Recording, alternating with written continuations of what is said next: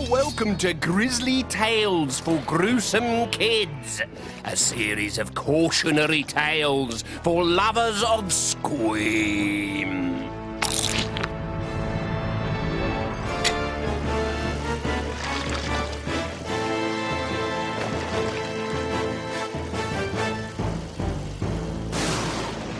I call this tale The Soul Stealer.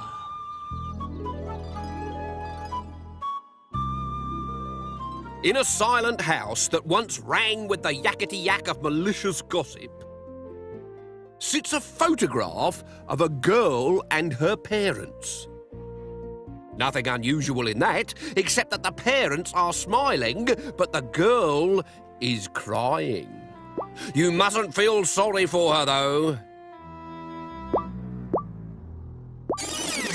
The girl's name was Poppy, a vicious gossip monger who owned 6 mobile phones so that she could conduct simultaneous 6-way conversations with her 6 brainless friends. They would blather on for the whole 6 hours between school ending and bed starting.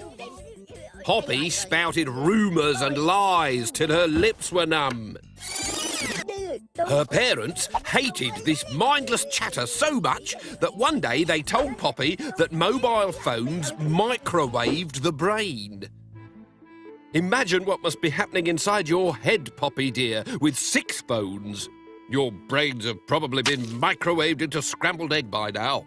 Next time you put your head on one side, it'll dribble out your ear. Poppy was horrified. Imagine putting her head on a boy's shoulder and leaving scrambled egg on his shirt. Oh, I get it. You're trying to stop me gossiping by splitting me up from my phones. Well, here's some gossip. You've failed. I'm not getting rid of them. Not even if we were to buy you a Nokia 5000 to replace them. Poppy's father was fiendishly clever. The Nokia 5000 had a digital camera. It was the all-singing, all-dancing, must-have mobile that every child wanted. Instead of improving her behaviour, however, having a camera phone simply made it worse. She became the centre of attention. Me, Poppy, me! No, me! Take my picture! You'd have thought none of them had ever seen a camera before. Only one girl refused to be photographed. Hello, Anna. Don't point that thief at me. Go away. Thief? I haven't stolen anything. Only my soul.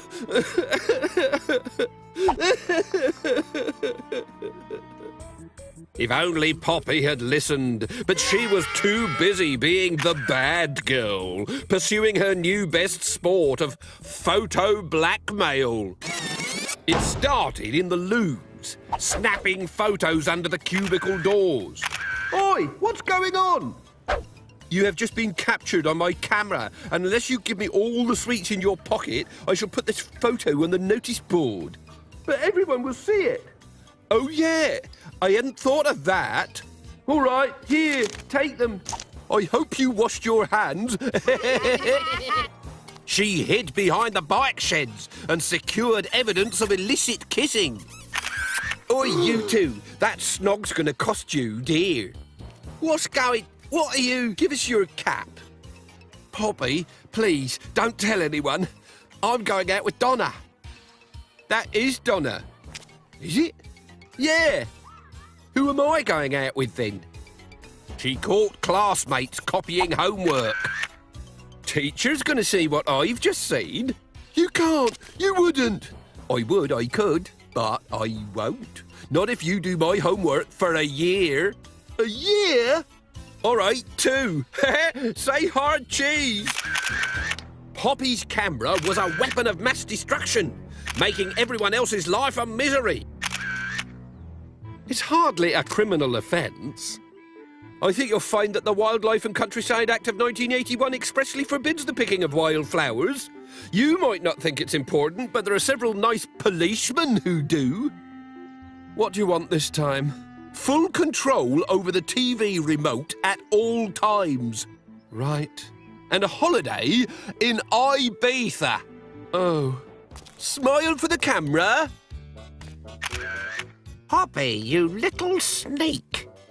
I'll take those winnings, Granny, unless you want me to report you to your gambling counsellor.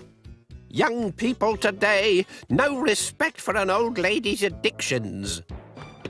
That snack's gonna cost you big time, diet boy. Well, it wasn't me. The camera never lies, Dad.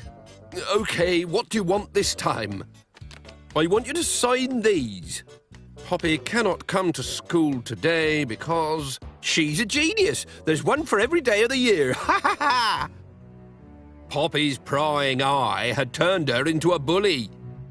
It's only a picture, you sissy. It won't hurt. But bullies always come a cropper, as she found out the next day. Take camera outside. Why? Because cameras steal the soul. They take part of you and lock it into picture forever. Not another loony. He is my father. Do not mock the soul stealer, or he will steal your soul away. Prove it, said Poppy, taking his photograph. This was her mistake.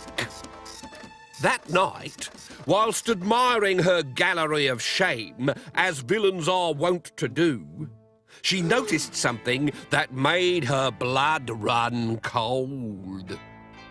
In the background of every photograph she had taken, there was a face, blurred but unmistakable. It was the soul stealer. And while Poppy wondered why, new objects materialised in the photographs. Dismembered body parts, like the building bricks of a corpse. First a hand, then a hand and a foot, then a hand, a foot and a knee. The more photographs Poppy looked at, the more parts of this body appeared, until suddenly there was a headless figure in the frame. And she recognised that necklace. It was hers! What am I doing in my own photographs? This is you, isn't it? This is your revenge. I have stolen your soul. As Poppy watched, her face appeared on the photograph, with a digital camera pressed to her eye. What's the birdie? Me? There was a flash as Poppy took her own photograph, and then she was gone.